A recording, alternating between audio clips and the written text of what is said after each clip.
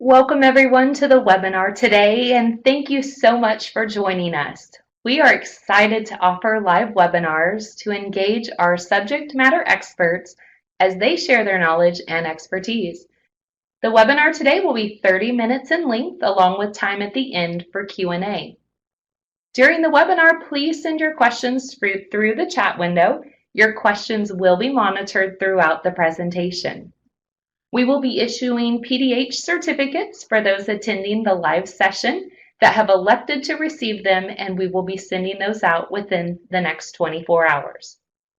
We encourage you to visit our website, bartlettwest.com, and click on the Webinars tab to see upcoming webinars as well as to register. All of our webinars will be available on demand, so if you weren't able to attend or a colleague wasn't able to attend, you can point them to our website. And of course, we hope that we'll be able to see you join us again in the near future.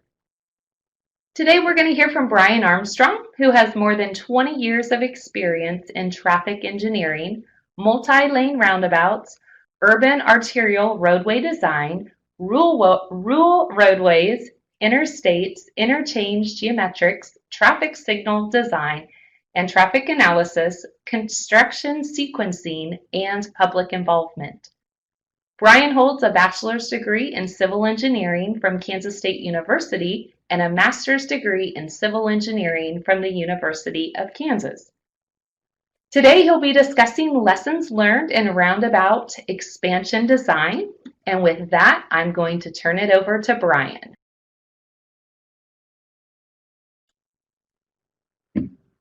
Thanks, Rebecca. Thanks, everyone, for joining today. As we get started, we're going to have a couple of poll questions just to get some basic understanding for, I think we have 62 people on of over 90 signed up. Just get an idea of your experience with roundabouts in your community. So as we move on to the agenda, just one quick question, your experience with roundabouts in your community. Just go ahead and vote on whatever seems most appropriate, and we'll get an idea of, I think we have mostly transportation professionals logged on today, so probably some good experience with roundabouts, but I know we have people from all across the country, so may be varied. So yeah, as might have guessed, strong response for people that like them and are in favor of how they operate, and yeah, a few that don't have any in their community. So this should cover all of those situations. All right, thanks, Rebecca. Okay, so just a quick agenda today. Really going to go over two case studies. The first is on roundabout expandability, building a roundabout that works for today's traffic volumes but could be expanded if future traffic volumes need additional capacity.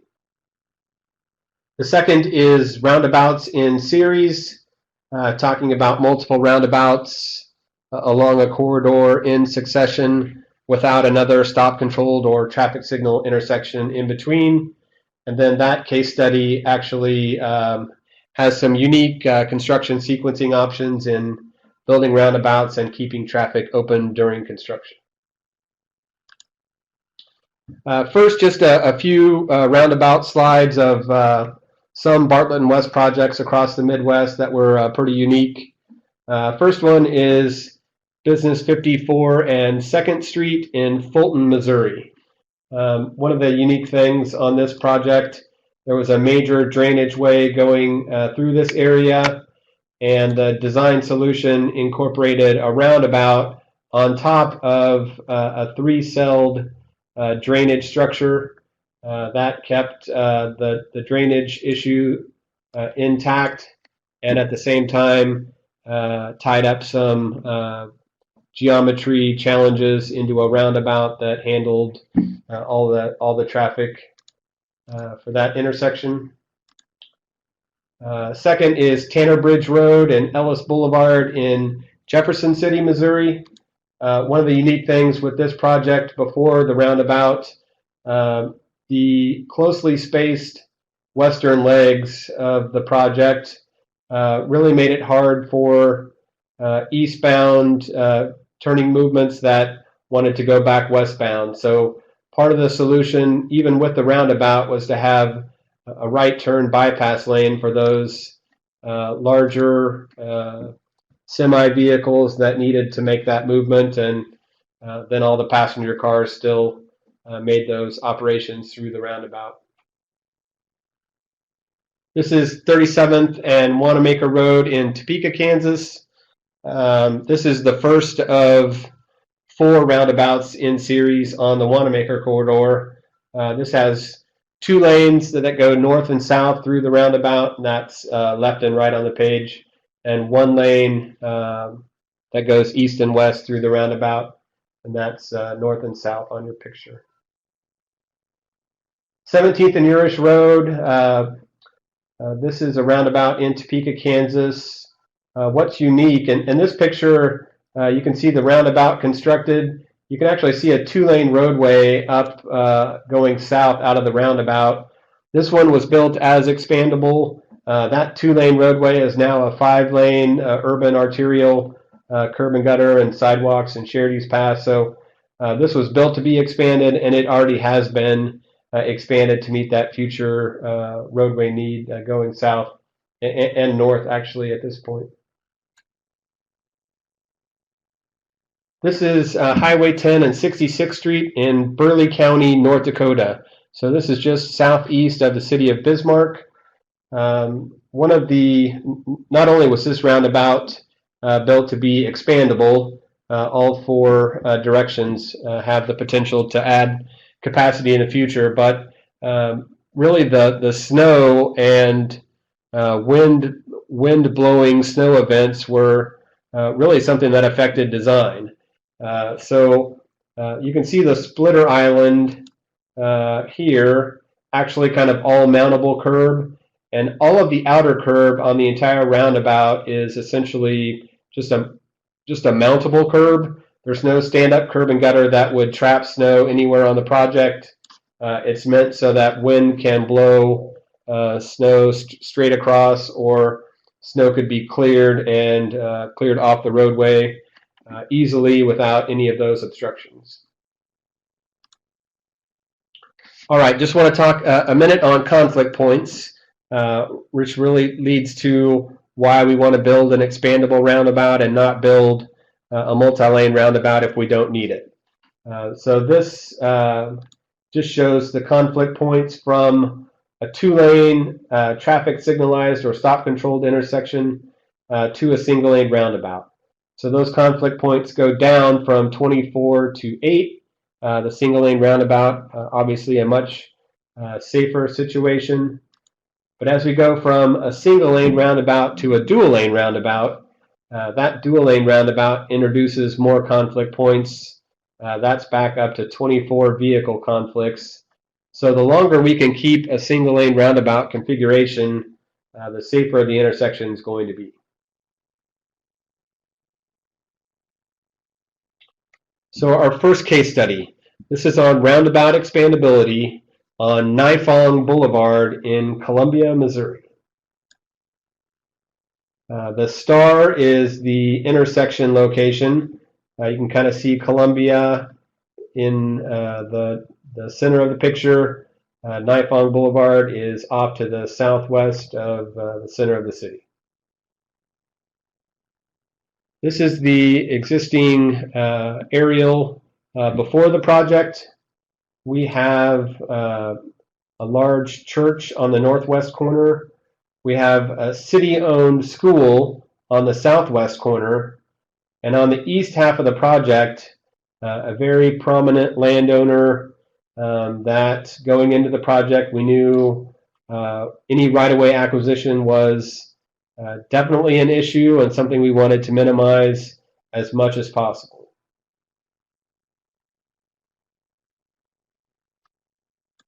This is a project looking to the southwest from the existing intersection.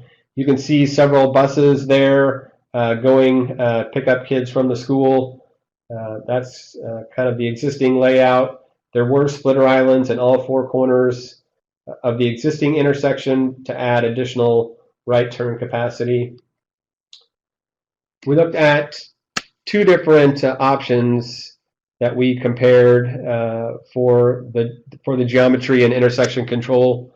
The first was a new traffic signal layout. We did show putting back the four splitter islands in all four quadrants to help keep that free flow right turning movement going. But one of the issues with this is centered on the existing intersection, but there was a definite right-of-way need all along the northeast corner and southeast corner, and a lot of impact as far as grading limits and temporary easement needs. So definitely impacted the areas that we're trying to stay out of. And then we looked at a roundabout layout. This is a single lane roundabout, but the advantage of the roundabout, we were able to shift the center of that more towards the southwest corner. You can see the existing right-of-way line. We had all this area to work with. Being able to shift the roundabout not only helped in the geometry and in slowing traffic east-west on Nifong, but it also minimized the right-of-way necessary on the northeast and northwest corners. Still a little necessary, but a lot less impactful and a lot less than with the traffic signal option. So just talking about the options from a capacity standpoint, from the traffic signal, it had adequate capacity for both existing and future conditions. The single lane roundabout, best option for existing conditions, but we know there's a potential for Nifong to expand to 4 lanes in the future and needed to build that into the design somehow. The dual lane roundabout, really overkill for today, but would be necessary in the future. But again, that unnecessary safety by building the dual lane roundabout now if it wasn't needed. So the preferred option was to go with the roundabout based on safety benefits. The traffic operations had handled capacity, lower cost than the traffic signal intersection, and lower costs long-term maintenance-wise. Ability to miss utilities by shifting the roundabout and intentionally missing some existing utilities, and avoids the costly right-of-way acquisition that the traffic signal would have had. So again, the preferred option was a single lane now, but to be able to expand that in the future. So want to talk about that expansion part of the design. So from a single lane to a partial dual lane roundabout, what you can see on this layout is the additional shaded areas along Nifong.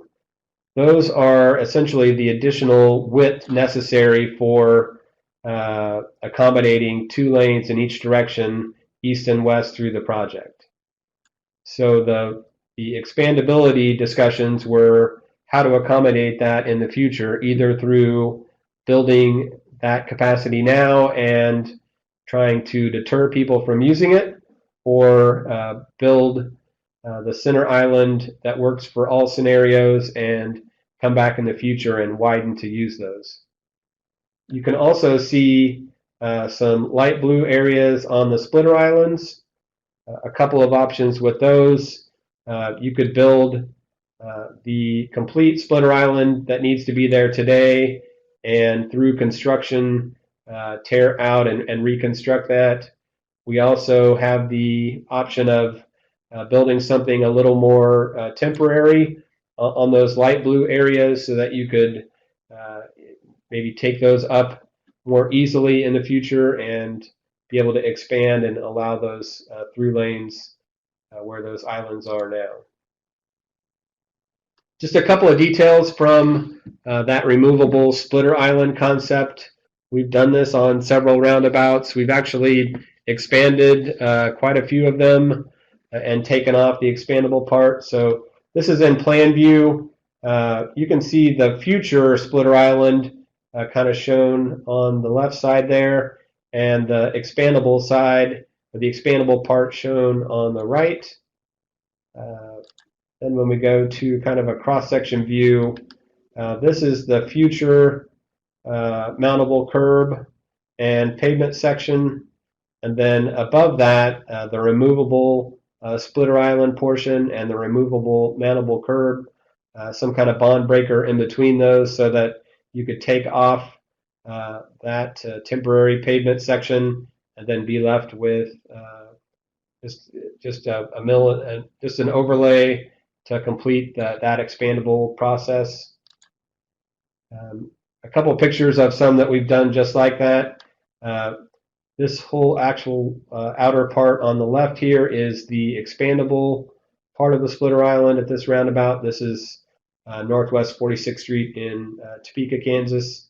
And you can see the future mountable nose underneath here that would left in place after you take out the removable parts. One of the advantages of doing this, you can see on this outside lane, which in the future will be a through lane once this is Topeka Boulevard in Northwest 46th Street. Once that would be expanded to the north for future capacity, you would be able to remove the splitter island and then have that existing lane come all the way through. The advantage now, though, basically it's just a right turn only lane, as that outside lane can't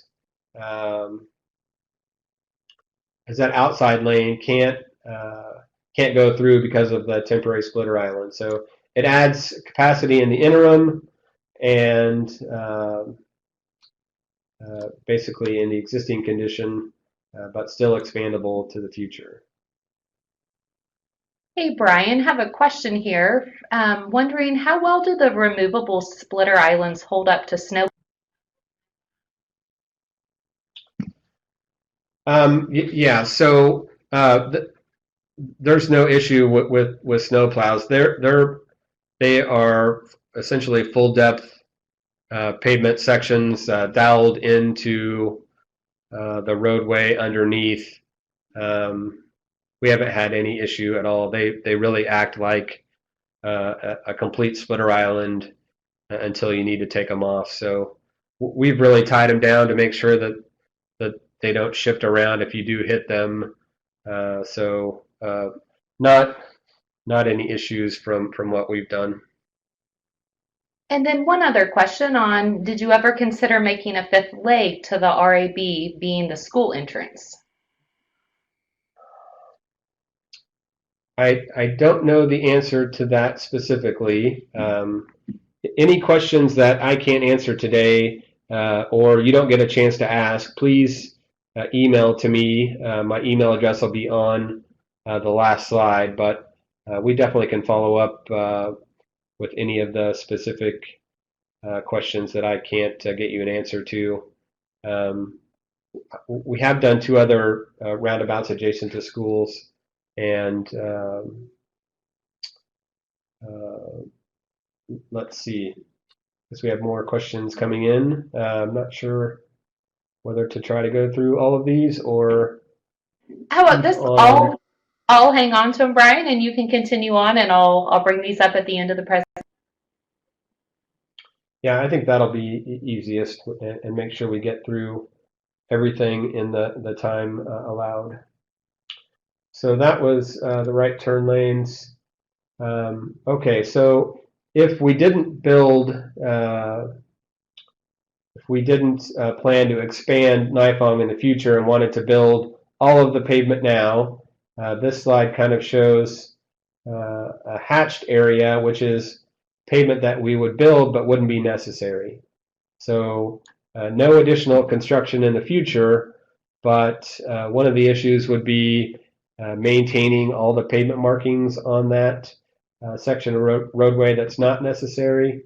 I think this next slide just zooms in a little bit. So you can see this whole dashed out area that's not necessary, and just a maintenance issue. So that would be the second option in building to be able to expand Nifong in the future. Other ways to maybe deter traffic, we've seen raised pavement markings used to try to keep people into parts of roundabouts that aren't going to be used until a later date, or are only used by larger turning vehicles. The next part of the expansion discussion had to do with sidewalks and stormwater inlets.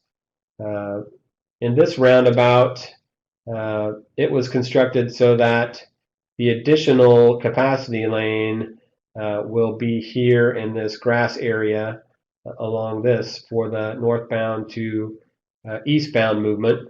But the question was, how do you expand in the future without that additional cost for moving inlets back, for tearing up sidewalk and rebuilding it? This is one way to build the sidewalk in its future location. We have inlets offset with the ability for the water to get to the inlets in the interim, and a way to just come in and expand and add capacity and save cost. A couple of pictures of that. This is that same layout. You can see the grass area where that future lane will go. But again, we have the inlets set back and the sidewalk built on the future location, so that you'd be able to easily add that capacity. So just talking about expansion costs as you kind of compare the two options. Do I build that extra lane now and have to maintain pavement markings and keep people off it, or add it in the future? These are some rough numbers for the Nifong project. If you build just the single lane construction and not widen in those shaded areas for the future, you save about $175,000 in pavement costs now, but you are pushing some of that cost off to the future. In that future expansion, really you have some splitter island removal and replacement, and then widening and adding those additional lanes. Again, $195,000. So not much more to add that in the future than it is to build it with the existing project, as long as you had planned for the sidewalk and the inlets to be offset. Again, that was kind of the cost comparison. So the chosen option, this is now under construction in Columbia, was to build the single lane option and plan for the future capacity needs. So you can see the sidewalk is built in its ultimate location, so that when you widen Nifong, you don't have to tear out any of the sidewalk. The inlets were placed for that same purpose. So single lane now, expandable in the future. It is shifted to the southwest to take advantage of I think you can see just a really small right-of-way piece in the northeast corner, and a little bit on the southeast. So it'll easily be expanded if necessary in the future. So takeaways, basically design for today and plan for the future. Expanding towards the outside minimizes the construction in the future, and every case is different. So choose the method that works best for your site. Okay, next case study. This is Roundabouts in series. This is the Northwest 46th Street corridor in Shawnee County, Kansas. This was the existing aerial before anything. This is US 75 north of Topeka, Kansas. At the Northwest 46th Street interchange, the ramps come down off of US 75, and there was a large oval roundabout built that ties in all four ramps and Northwest 46th Street. our project looked at accident problems at first the commercial access to a gas station and convenience commercial area, and then right adjacent to that, a stop-controlled intersection at Oakley and Northwest 46th Street. Again, a lot of accidents. All of this had uncontrolled left turn movements. And I think the next slide. Okay, so this is looking back underneath that US 75 oval roundabout. Again, 2 lanes coming out off of that, and off to the left was the off ramp off of US 75. This is looking from that same place the other direction. So no splitter island or no access control. You can see this van is coming out of that gas station, even though double yellow pavement markings, people turn left straight across there. And this whole thing was a really big accident problem. This was a 5-year crash history of that same area, these 2 intersections, just a bunch of right angle accidents of people coming out of the commercial area and off of Oakley and the commercial development to the north. This area did have a big economic potential impact, a lot of potential development on the north side of this, in addition to the commercial area that had already started to develop. So we, again, for this project, looked at not only traffic signals, but roundabout options. Our modeling and traffic analysis of trying to signalize the Oakley intersection, the light green shaded lines were traffic cues based on existing traffic, but the blue shaded areas were taking into account future traffic volumes. And for the traffic signal in the future scenario, that cue had a tendency to back up onto the off-ramp off of US 75 just because it was closely spaced. That was obviously a concern to everyone. We don't want to do anything that would back traffic up onto or potentially close to US 75, so that option was had some issues with it. We then looked at a roundabout that had 2 lanes east-west through 46th Street and a single lane north-south for both the existing queue and future traffic queue. The roundabout really nicely handled traffic volumes and looked to be a good option.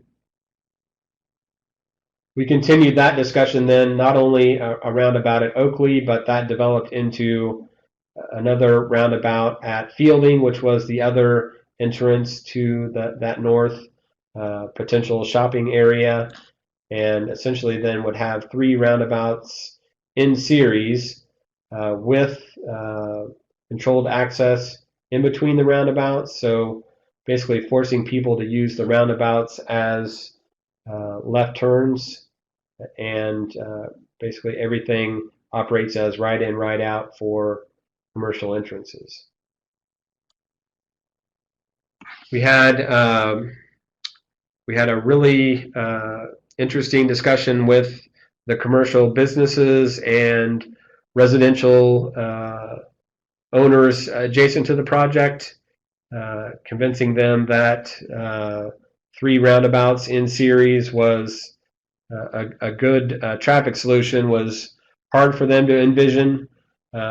Our public involvement process not only included large groups of inviting the entire adjacent commercial and residential neighborhoods into larger presentations, but also more one-on-one meetings at McDonald's and at the bank and with the gas station owners.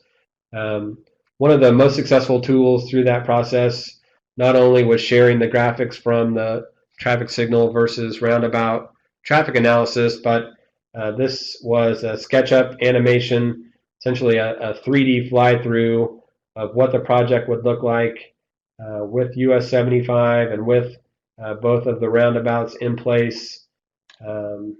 This is an animated video, something we can't show on here today, but kind of gave a big picture look at how the roundabout would fit, and especially for the adjacent residential homeowners, and really gave everyone a great idea what it would look like, and was a great tool in gaining support through that public involvement process. The other neat part of this project, we were about at that point with kind of field check level design plans when the county applied for ARA funding, which was a relief funding program.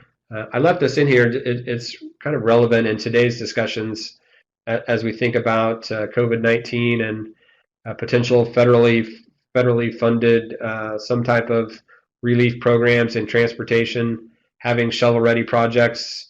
And we were far enough along in design on 46th Street to be able to advance that, take advantage of the ARA funding, and get under construction and really get some extra help in moving that up. So the construction sequencing challenge for this project, on the west side of the US 75 interchange, there was a grade school for the Seaman School District. They needed access at all times east and west through the construction project because of the oval roundabout that goes under US 75. So we had to come up with a way to build the roundabouts and keep traffic open one lane each direction. So basically two main sequences to do that. You can kind of see the south half of both roundabouts hashed out and under construction first, while we kept one lane open each direction on the existing roadway, and then basically switched shift traffic to one lane each direction on the half we just built, and then built the north half of both roundabouts. Just a picture during construction. So you can see one lane each direction here on the existing roadway as we're building half of the roundabouts for the future project. You do have to leave out some of the center island on this first half so that you can drive through it on the next phase, but it worked really well to be able to come in then and patch those center islands and finish the project. This is the finished and open part of that project. This is off of US 75 looking back east. You can see the splitter island here that controls right in, right out movements to this commercial area. This is that first roundabout at Oakley. You can kind of see the one at Fielding a quarter mile up there or so, but really made it a nice access controlled corridor and really helped on the safety concerns. So that Northwest 46th Street corridor, our project then was that series of three closely spaced roundabouts. Again, medians forced right in, right out, and U-turns only. Had a secondary traffic calming effect. Those in series forced through traffic to continue to slow down at each one of them. Shawnee County then continued that concept. Further east on the corridor, we constructed a single lane roundabout at Rochester Road, which was adjacent to a 5A, a large high school, their main access point off of Northwest 46th Street. Just a half mile from there, we constructed a single lane roundabout at Topeka Boulevard. It is expandable in the future when Topeka Boulevard would add capacity. Then east of that, we have a future design on the Northwest 46th Street and K4 interchange. That design has roundabouts at both of the ramp terminals. I think I have kind of a layout of all of those. So the project that we talked about, Oakley and Fielding, those three roundabouts were here adjacent to US 75, Rochester Road, Topeka Boulevard, and then the future K4 interchange roundabouts. So this is one of several corridors in Shawnee County. I think we have a second poll question. Maybe we could throw up in here. And basically it's have you ever driven roundabouts in series, and really that's just two or more in a row without a stop sign or signal controlled intersection. Not prominent in every community, but they are often built at least two in a row for certain projects. Yeah, it looks like I have a really good number that have driven multiple in a corridor. All right, thanks, Rebecca. So down here on the left, just a list of other corridors in Shawnee County. We have at least 4 in series on the Wanamaker Road corridor, California Avenue, Urish Road, Southeast 45th Street, all areas where the City of Topeka and Shawnee County have partnered on roundabout corridors. Those are all towards the city-county limits around the City of Topeka, and really a good way to handle those corridors. This is just one picture of that future Northwest 46th Street K4 interchange. You can just see the roundabouts at the ramp terminals to help handle on and off ramps and coordinate Northwest 46th Street there. So takeaways from the roundabouts in series part. First of all, on the public involvement side, the traffic modeling and graphics, and especially the fly-through animation, really help tell the story. The safety analysis and the benefits of the roundabouts really helped sell the message there. And then roundabouts in series, traffic calming, the ability to control access through medians, forces right in, right outs, and U-turns at roundabouts for those projects. So we're 11:37, just a couple minutes over, but I think we do have some time built in for questions and answers. Yes, thank you, Brian. So at this point, we're going to open up for Q&A. I have a couple questions here from our chat already. I would encourage everyone, if you have questions, to please use the chat box, and we'll see how many we can get through with the remainder of our time. We'll wait a couple minutes to see what questions come in. And so I'm going to start with the first question. Tom, we'll follow up with you about that 5th leg to the roundabout being the school entrance. So we have your contact information. We will get back with you on that. Another question here, Brian, is what additional capacity do you use when adding a new leg to the roundabouts? We see each addition having a reduced percentage of use.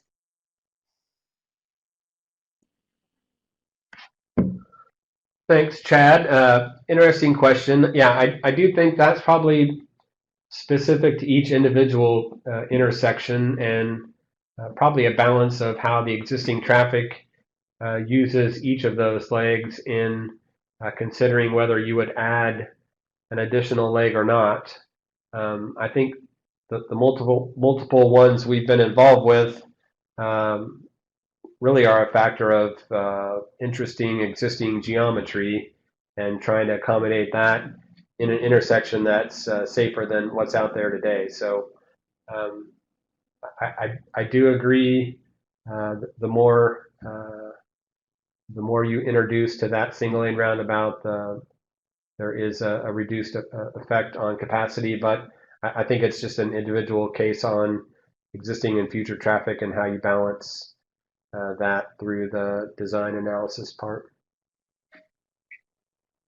Thank you, Brian. Another question here. What are the most important points to bring forward in public and Thanks, Mr. Booth, for that question. I think I kind of addressed it maybe after Dale had asked this, but to me it was having the analysis of both the safety impacts and the ability to show what that proposed design might look like, both in a large setting and in an individual one-on-one type setting. really helped on Northwest 46th Street, for example, really helped people understand what the project would look like, how it might drive from the fly-through animation, and how it really affects them if they're located close to the project.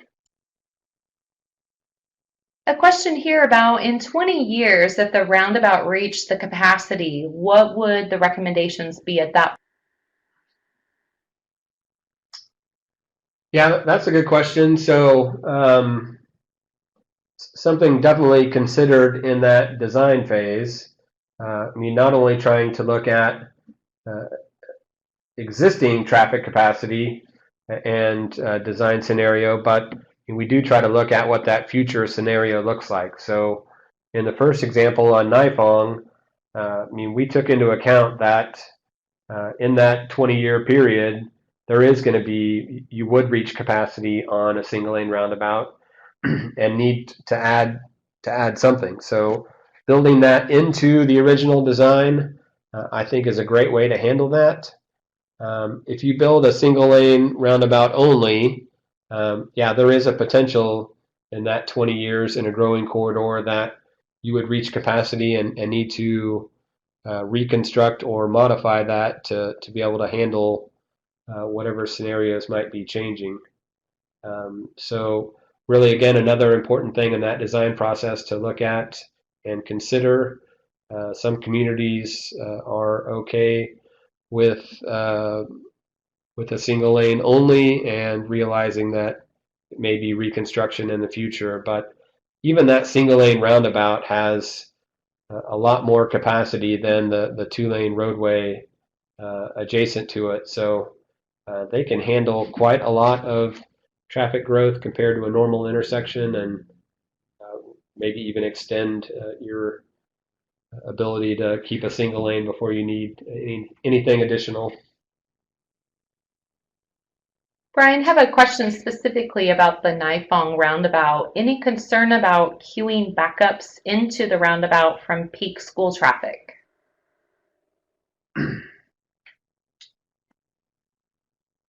So I can't speak to the Naifong part of that example. I don't think I was involved in that specific discussion.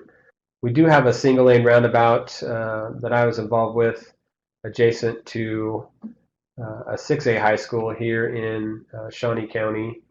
Um, yeah, I mean, you do have to think about a couple of additional scenarios. One is, as our picture showed, with the AM and PM bus movements, need to make sure what those times look like, and make sure there aren't uh, any reasons that that large movement of kids coming to the school or buses in and out would be deterred, but I don't think that's a big issue. Usually those events are off peak of the roadway peak, so they really have kind of a free flow movement for the large school, movement, and for the bus movement. There's also large event traffic to consider. we we had to do a really deep dive into large football game type events for our Wanamaker roundabouts. There were people on the school board that were convinced there's no way those single lane roundabouts could handle a major homecoming traffic game all leaving at the same time. But we got letters from some of those same school board members thanking us after the project was done. It really had uh, the ability to handle all of those events. So something you do have to think about in addition to that. All right, Brian, another question here specific to have you ever had single lane roundabouts in series? And if so, how did you handle control? And if you could, Brian, kind of kick it off with the question that I just asked. I probably should have told you that first. It looks like maybe we're getting some feedback between you.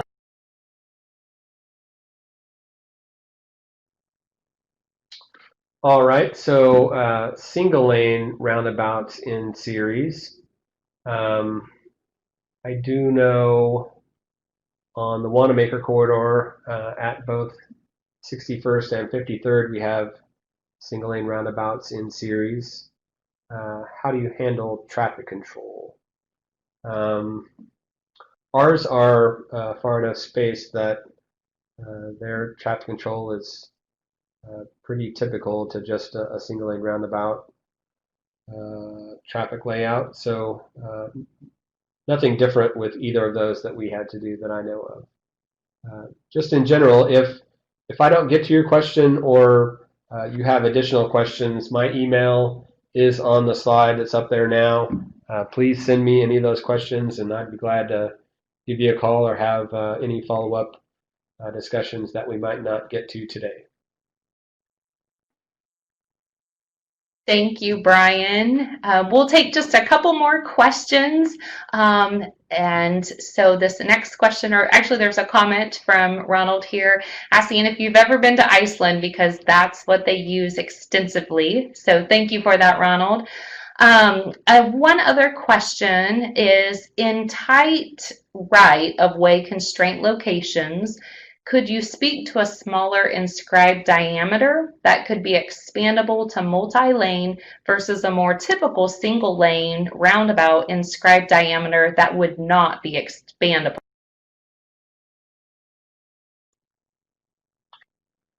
Thanks, Rebecca. Okay, so I think the question from Gabe, tight right-of-way situations where we have to fit a smaller inscribed diameter that could be expandable to multiple lane versus a more typical single lane roundabout inscribed diameter that would not be expandable.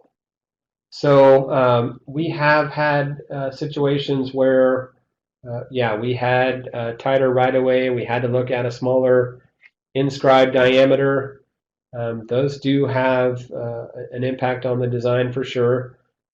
We definitely look at FHWA's roundabout guide as a key in the design process, looking at the fastest path analysis, and the inscribed diameter definitely affects some of those design parameters. But I think in the ones that we've been involved with, I mean, that smaller inscribed diameter is because we really weren't in a position that we would ever be able to expand it. So we have had to modify the size of that to fit the existing geometry. Northwest 46th Street project was a great example of that. That first roundabout at Oakley was definitely a smaller inscribed diameter than the one at Fielding just to the east. We had to do that because of existing right-of-way, the landowner on the southeast that we really wanted to stay away from. So again, I think it's definitely a case of what the existing intersection and right-of-way components look like, and the expandable component is, yeah, do you think in the future you would have that option and build that into it? With that smaller inscribed diameter, though, it would be hard to, it's harder to accommodate that future roundabout because if your center island isn't built for that future design scenario, then it's a lot more difficult to expand.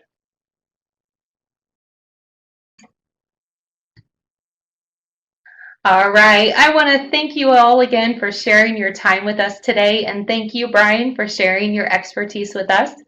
As a reminder, a recording will be available on our website at bartlettwest.com. As Brian mentioned, we encourage you to connect with him directly if you didn't get the opportunity to ask a question or you think of something later. Please follow up with Brian. You can see his contact information that's posted there.